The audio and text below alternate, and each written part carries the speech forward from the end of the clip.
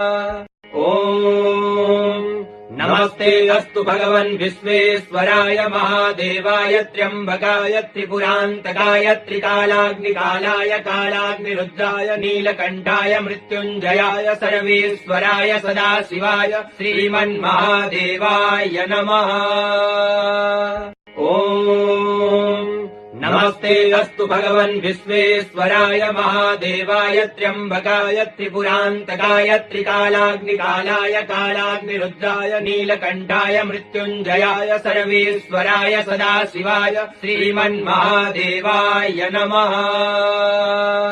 ॐ नमस्ते अस्तु भगवन् विश्वेश्वराय महादेवाय त्र्यम्बकाय त्रिपुरान्तकाय त्रिकालाग्निकालाय कालाग्निरुद्राय नीलकण्ठाय मृत्युञ्जयाय सर्वेश्वराय सदाशिवाय श्रीमन्महादेवाय नमः।